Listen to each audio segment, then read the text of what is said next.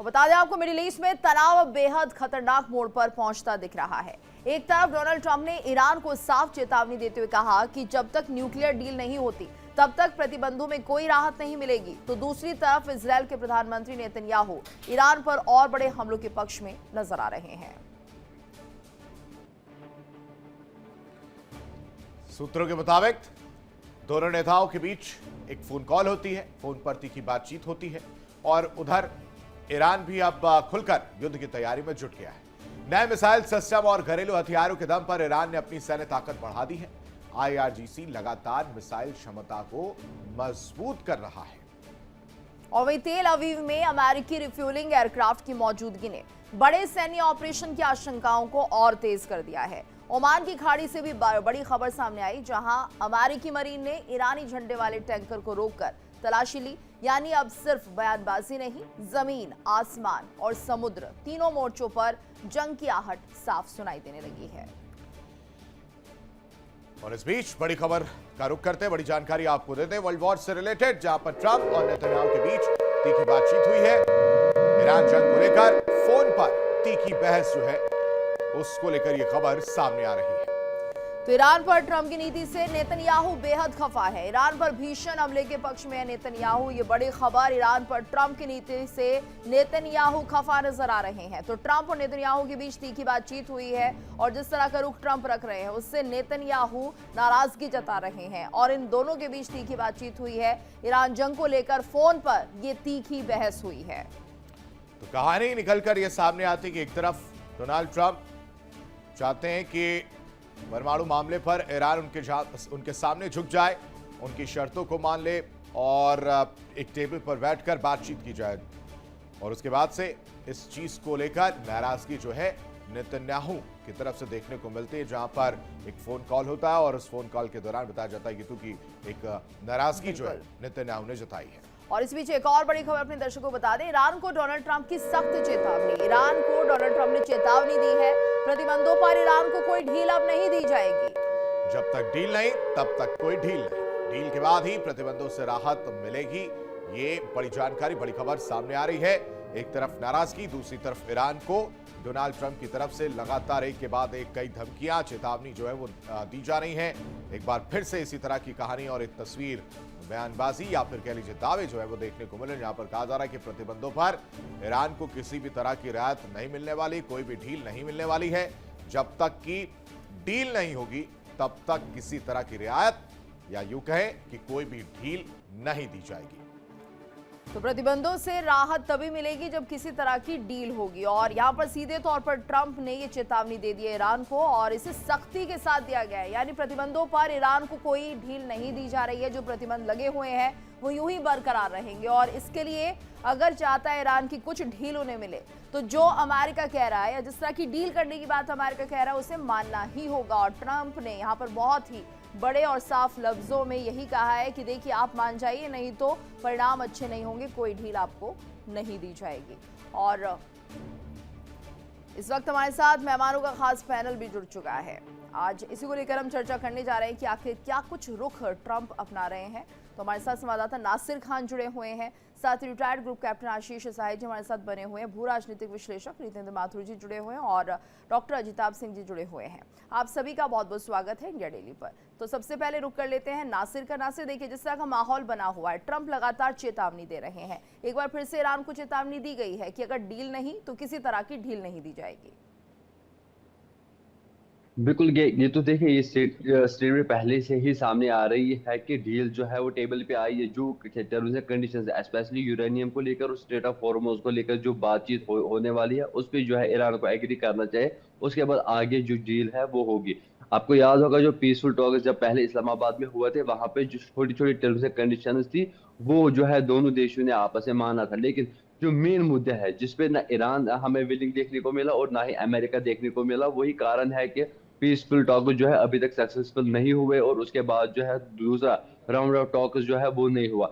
जो terms and conditions रखी गई है वो ईरान ना पहले मानने वाला था ना आज मानने वाला है। और जो ईरान की तरफ से जो टर्म्स एंड कंडीशन रखी गई है ना वो पहले उस पर अमेरिका डोनाल्ड ट्रंप जो है जो न तब विलिंग दिखे ना आज वो उस पर विलिंग दिखे। कहीं ना कहीं अगर देखा जाएगा दिन ब दिन जो देखते जाए कि तनाव जो है बढ़ता हुआ नजर आया, जिस तरफ से कल फिर से एक बार जो है स्टेटमेंट सामने आया है कि यूरेनियम को लेकर हम कोई समझौता नहीं करेंगे, ना ही हम वो किसी को सौंपने देंगे और ना ही उस पर कोई समझौता होगा। यानी कि जिस बात का डर था कि ईरान जो है ये बात मानेगा, लेकिन उसका जो है करारा जवाब कल मिला। और ये भी बात सामने आ रही है कि हर किसी चुनौती के सामने लड़ने के लिए हम तैयार हैं, यानी कि कोई भी, चाहे ग्राउंड ऑपरेशन हो, चाहे कुछ एयर नया ऑपरेशन नहीं या है इसमें कोई भी नासिर, एक ही तनाव। बात को जो है बार बार रिपीट किया जा रहा है, चाहे कान इस हाथ से इस तरफ से पकड़ा जाए, चाहे कान इस हाथ से इस तरफ से पकड़ा जाए, कहानी घुमा फिरा कर वही आ रही है। लेकिन एक जो बहुत दिलचस्प बात कह लीजिए आशीष सर, वो ये कि नेतन्याहू और डोनाल्ड ट्रंप के बीच में फोन कॉल होती है, लोगों को लगता है कि कोई अच्छी बातचीत होगी, लेकिन नाराजगी, गुस्सा, और कहते हैं कि नहीं आपने हमें नाराज कर दिया, ये क्या कर रहे हैं, शांति वार्ता जा रहा है, अभी तो लक्ष्य पूरा करना है।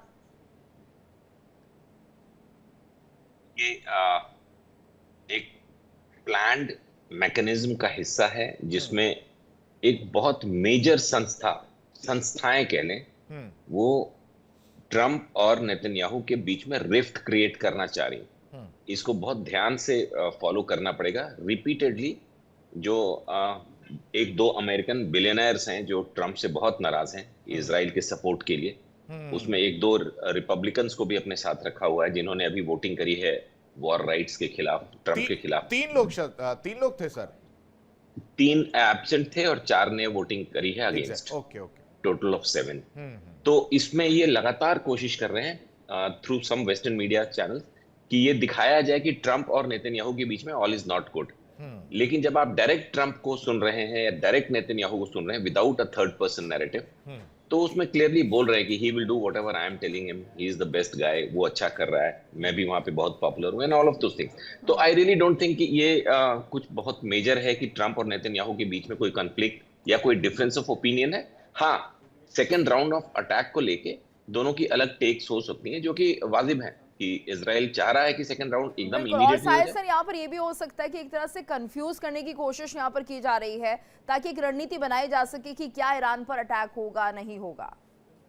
जी जी जी जी, एक बिल्कुल ठीक बात, एक कंफ्यूजन, एक क्यास क्रिएट करो, ऐसा क्रिएट करो कि ये दोनों के बीच में अलाइनमेंट नहीं है, लीस्ट रियलाइजिंग कि इससे इस टीम को भी हार्म होने वाला है जो अभी तक कोशिश कर रही थी कि यूएस और इजराइल को एक दिखाते हुए वेस्ट एशियन कंट्रीज या जो इस्लामिक नेशंस हैं उनको फिर से इकट्ठा कर लिया जाए ईरान की तरफ। बिल्कुल। तो उसमें जैसे ही आप जी जी, जी और इसमें लगातार एक बात और सामने आ रही है नितिन माथुर सर, क्योंकि देखिए जिस तरह का माहौल इस वक्त बनता हुआ लग रहा है, ये माना जाए कि जंग होगी नहीं होगी ये तो तय नहीं हो पा रहा है, लेकिन कहीं ना कहीं इजराइल और अमेरिका की जो दोस्ती है वो कहीं ना कहीं बहुत ज्यादा खटकती हुई दिखाई दे रही है कि किसी भी तरह से अमेरिका इजराइल को सपोर्ट करता है। और ऐसे में यहाँ पर एक जो डील होती है अमेरिका के साथ ईरान की, तो उसमें इजराइल का भी जिक्र हो जाता है कि आप यहाँ पर हिजबुल्लाह को निशाना नहीं बनाएंगे, और शायद यही वजह जिसके चलते डिफरेंसेस क्रिएट किए जाएंगे और आगे ये दिखाया जाएगा देखिए हमारी तो खुद नहीं बन रही है, हम हिजबुल्लाह को लेकर क्या कहेंगे इजराइल को।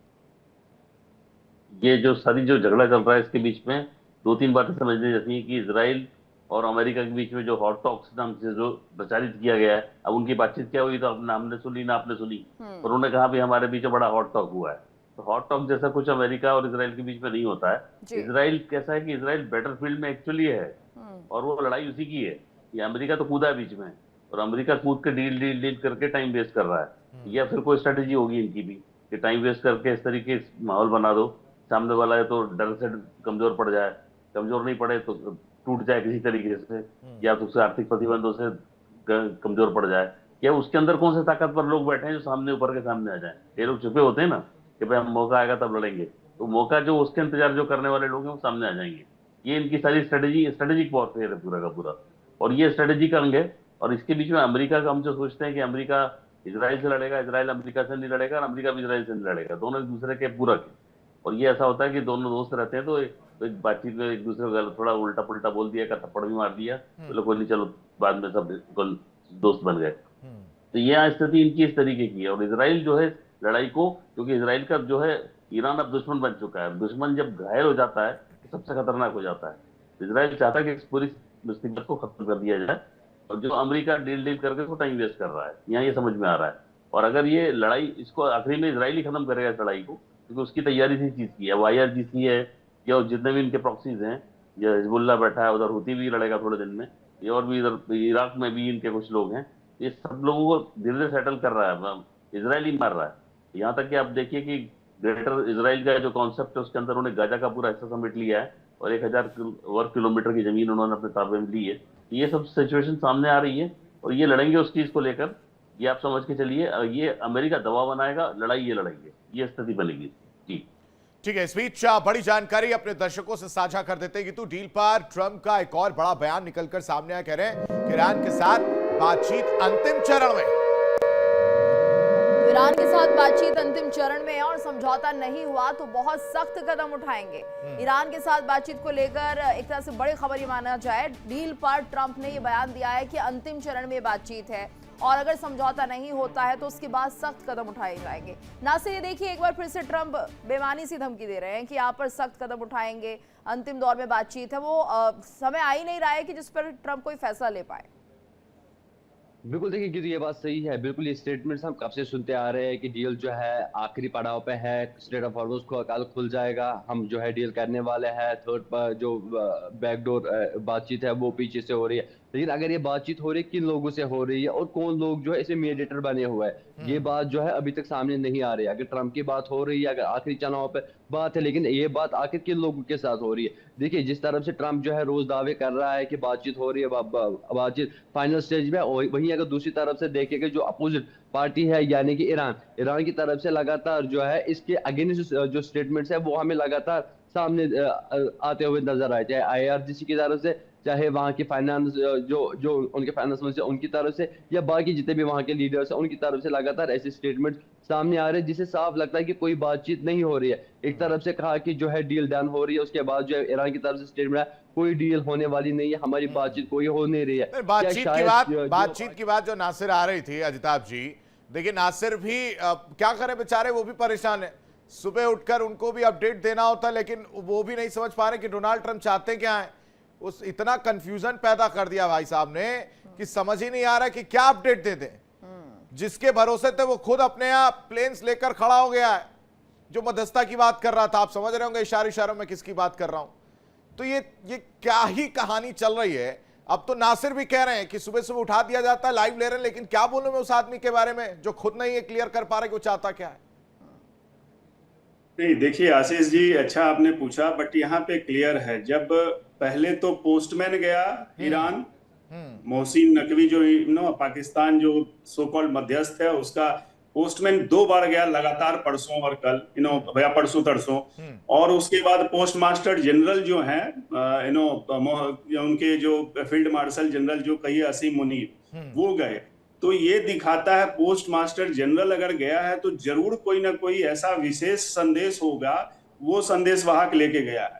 तो इसमें थोड़ी सी कंफ्यूजन नहीं होनी चाहिए, क्योंकि इस तरह से बार बार अगर मध्यस्थ को भेज रहे हैं ट्रंप, तो कुछ ना कुछ तो है इसके पीछे। और बैक चैनल में, जैसा हम लोग भी जानते हैं गाहे बेगाहे की बैक चैनल में बातचीत हो रही है।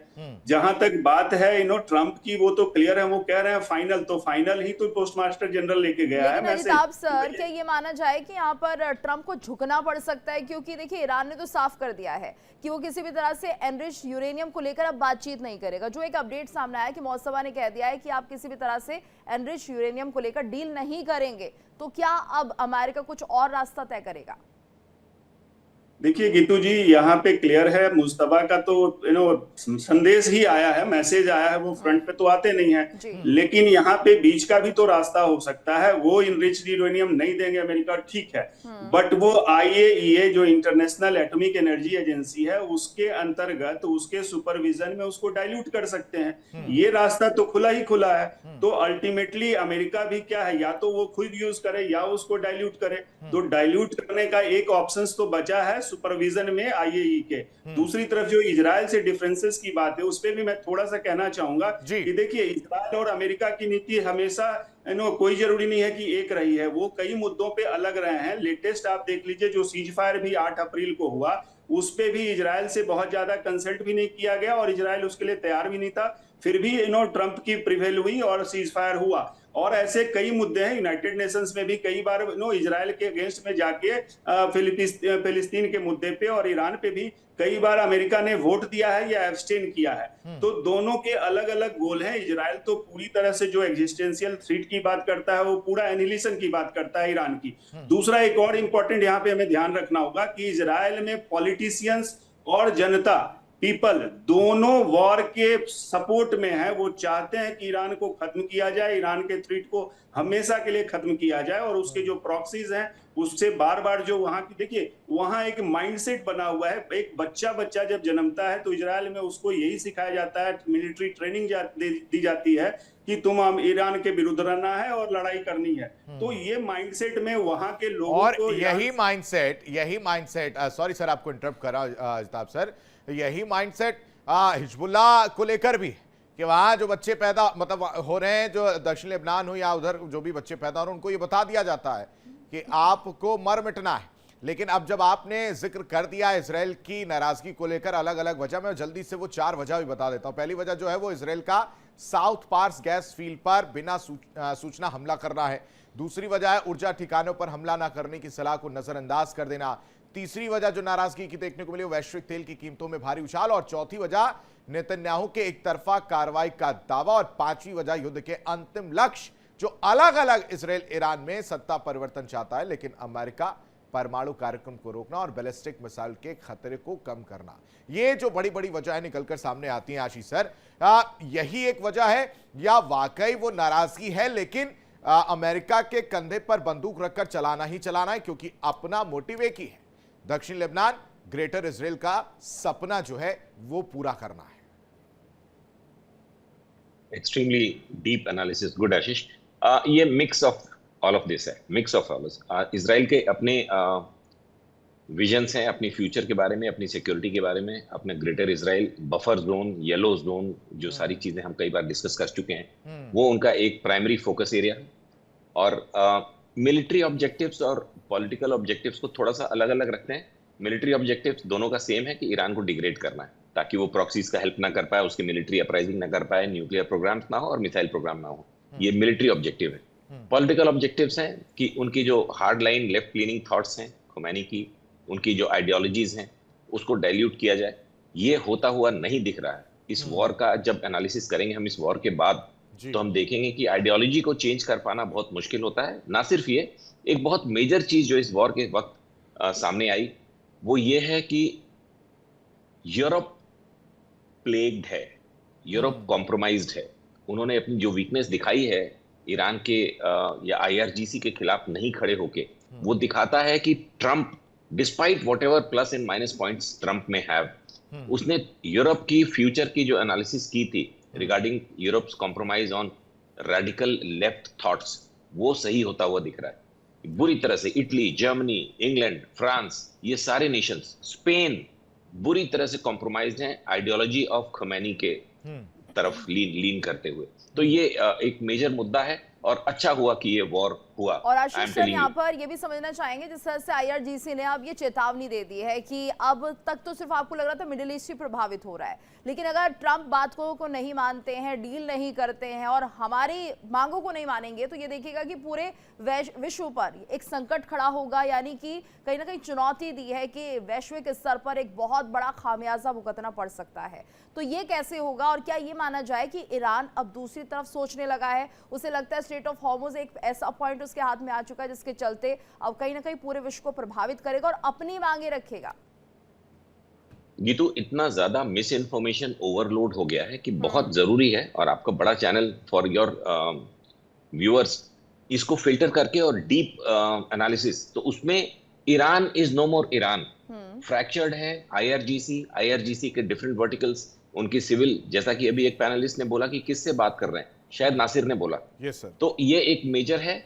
और अभी जो पाकिस्तान की एक टीम गई हुई है, उसके साथ साथ ये इंफॉर्मेशन है कि आज ही जनरल मुनीर भी जाएंगे। तो वो जो एक बात है कि we are almost reaching the deal, वो एक रियलिटी है। सिर्फ दो छोटे मुद्दों पर अड़े हुए हैं दोनों साइड्स।